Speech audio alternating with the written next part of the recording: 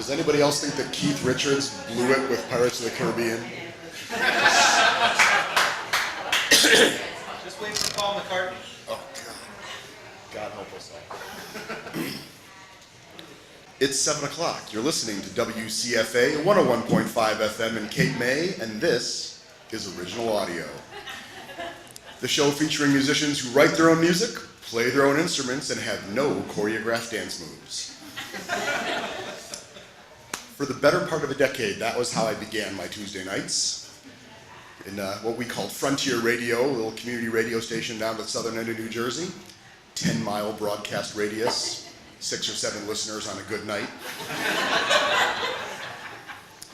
I was the poor man's David Dye. Good, some of you listened to that, good.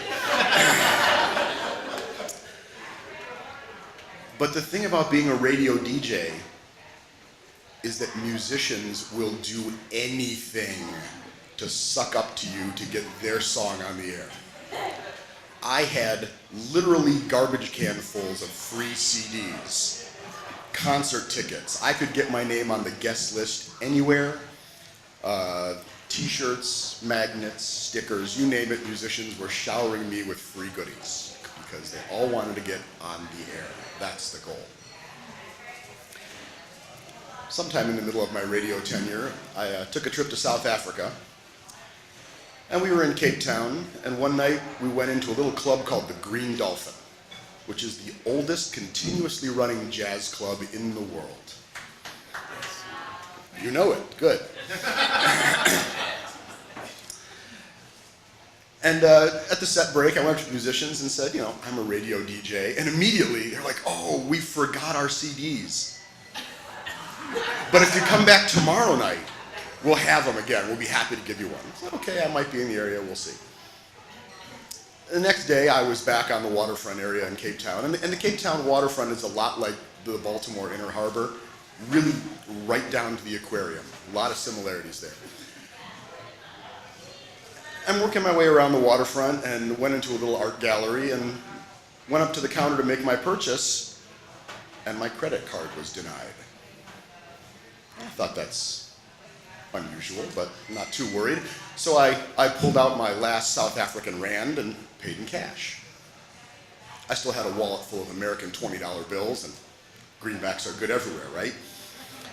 So then I went down to the ATM, figuring I'll get some more South African money. And the ATM rejected my card. Now I'm getting a little nervous, because I only have American money. I do not have any South African money at this point.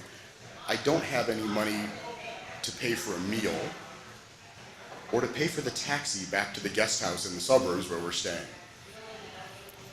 Luckily, there's a currency exchange kiosk right there in the waterfront, so I went there with my American 20s. As it turns out, in South Africa, you, by law, can't exchange currency without your passport. And mine was back in the hotel. So I went into the big hotel staying there. They cater to a lot of tourists, right? Same thing. They can't exchange money because I don't have my passport. This is starting to become a problem. I went to the restaurant where I was hoping to eat dinner, figuring, well, maybe they'll at least let me have dinner with American money. No. At this point, I've effectively become a homeless person. I have no food. I have no place to stay. I'm stuck on the waterfront. And I'm contemplating, do I put my hat on the ground and do a little song and dance and try to get people to throw spare change at me? I cannot dance. I cannot sing. This was going to be ugly. I mean, this is seriously a problem. I'm stuck 10,000 miles away from home with no money. We're in trouble. But I remembered the Green Dolphin. And I went back over there, and there's those same musicians from the night before, and before I could get the words out of my mouth, they were throwing CDs at me, and they're happy to have me take those back to America to play on good old WCFA for our 4 listeners. I may not have mentioned that to them. So, of course, it was easy for me to then say, well, I think you guys mentioned you're going on tour. You need some American money for that tour? Maybe we can exchange? Oh, sure, absolutely, no problem. And they showered me with South African rand. I gave them $20 bills. Everybody was happy I had money. Went out to a great restaurant on the waterfront where this is the first time I ever ate ostrich, crocodile, and warthog, but that is a story for August's Story Slam. Took the taxi back to the guest house, found out that everyone else in our group, all of our credit cards had been hacked. Someone had spent thousands of dollars at a video store in Johannesburg. Who knew? But I've learned one thing from that.